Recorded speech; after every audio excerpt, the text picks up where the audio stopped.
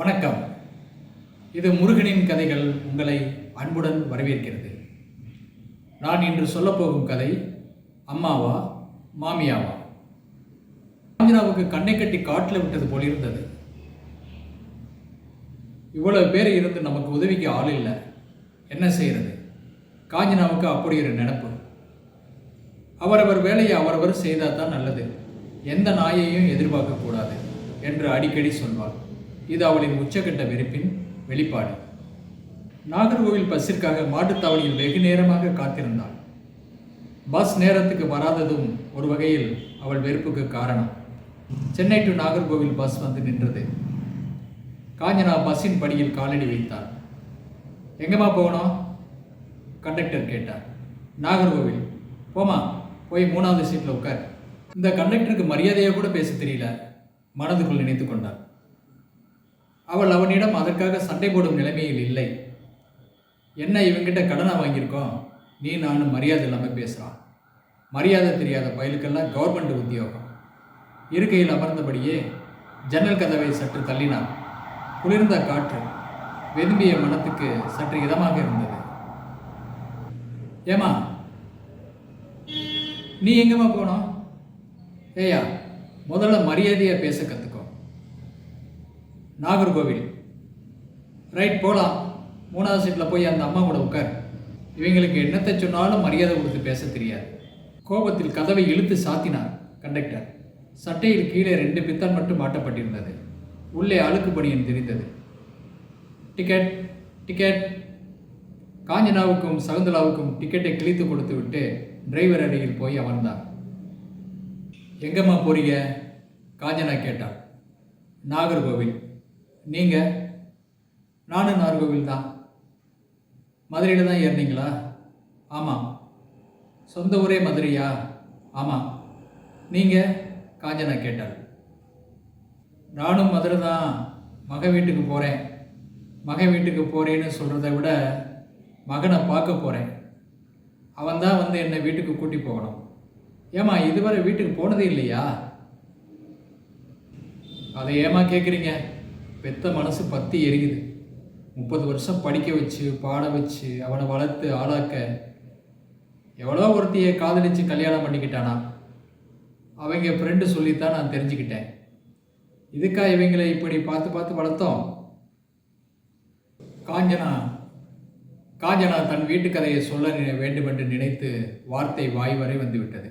அடக்கி கொண்டான். இவன் ஒருத்தன் தான் ஆரம்பத்திலிருந்து சொன்னபடி கேட்க மாட்டான்.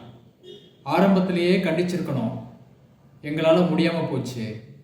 நாங்கள் இப்போ ரொம்ப வருத்தப்பட வேண்டியிருக்குது. ஊர் உலகத்தில் பிள்ளைங்க அம்மா அப்பாவோட எவ்வளவு அன்பாக இருக்கிறாங்க. அதையெல்லாம் பார்க்கும்போது பொறாமையாக இருக்குது. அவன் கல்யாணத்தை எப்படியெல்லாம் பார்க்கணும்னு எவ்வளவு ஆசை எங்களுக்கு இருந்திருக்கும். எல்லாம் தவிடுபொடி ஆயிடுச்சு. பஸ்ஸை கோயில்பட்டி பைபாஸில் காலை உணவுக்காக நிறுத்தினார். காஞ்சனா கொண்டு வந்திருந்த இட்லியில் 2 எடுத்து சகுந்தலாவிடம் கொடுத்தாள். வேண்டாமா, காலையில் எப்போவுமே நான் சாப்பிடுவது இல்லை, நீங்கள் சாப்பிடுங்க. பயணம் செய்யும்போது வெறும் வயிற்றோடு இருக்கக்கூடாது, 2 சாப்பிடுங்க. வேண்டாமா, எனக்கு ஒன்றும் செய்யாது. பயப்படாதீங்க, முன்ன பின்ன தெரியாதவங்கிட்ட எப்படி வாங்கி சாப்பிட்றதுன்னு நினைக்காதீங்க. அதுக்கு இல்லைம்மா, எனக்கு வேண்டாம். சாப்பிட்டு முடித்து பவுண்டோ பாட்டிலை திறந்து கொஞ்சம் குடித்தார். டிரைவர் வண்டியில் ஏறி கதவை இழுத்து சாத்தினார்.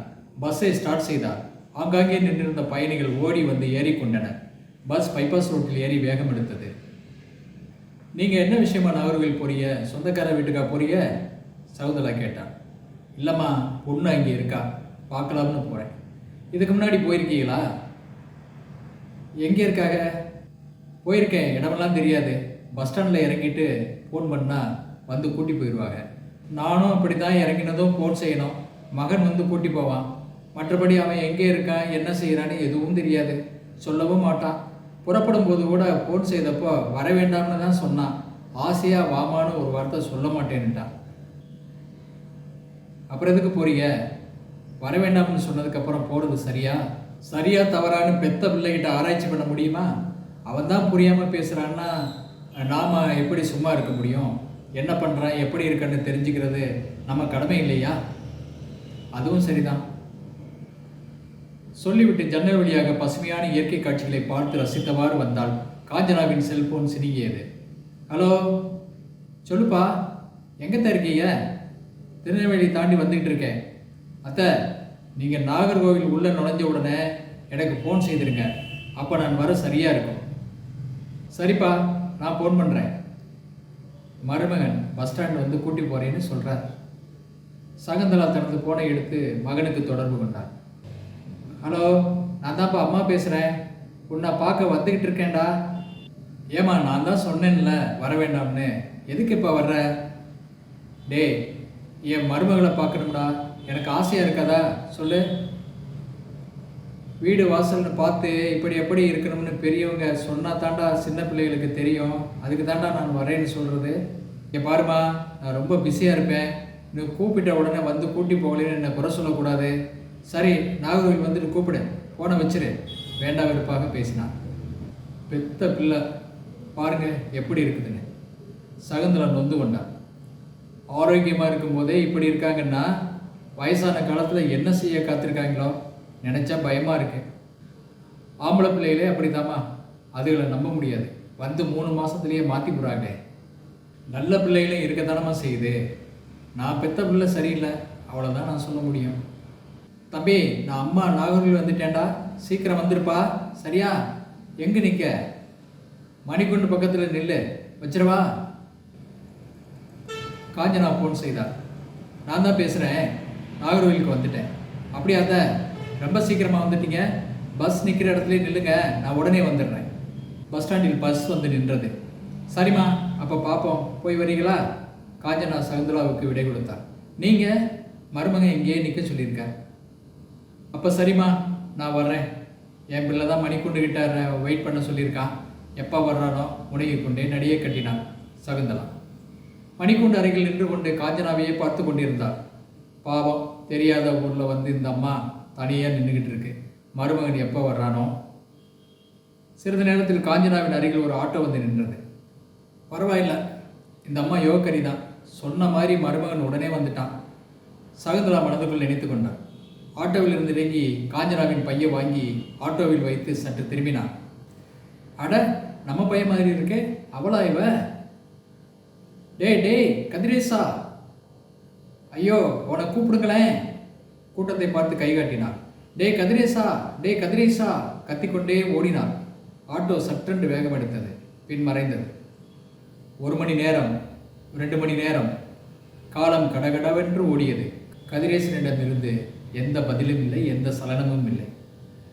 5 நிமிடத்திற்கு ஒரு முறை ஃபோன் செய்தால் அவன் ஃபோனை எடுக்கவில்லை. அட பாவி, நீ எல்லாம் ஒரு பிள்ளையா? பெத்த அம்மாவை கண்கலங்க விடுறவன் எப்படி பொண்டாட்டியை வச்சு காலம் தள்ள போற? கண்களில் நீர் கடலாய் நிற்க தனது பையை தூக்கி கொண்டு வந்த பஸ்லேயே மீண்டும் காலடி எடுத்து வைத்தான் சகுந்தலா.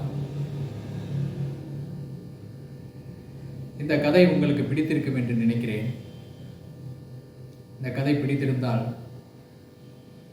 லைக் பண்ணுங்க, ஷேர் பண்ணுங்க, கமெண்ட்ஸ் போடுங்க, சப்ஸ்கிரைப் பண்ணுங்க. நன்றி, வணக்கம்.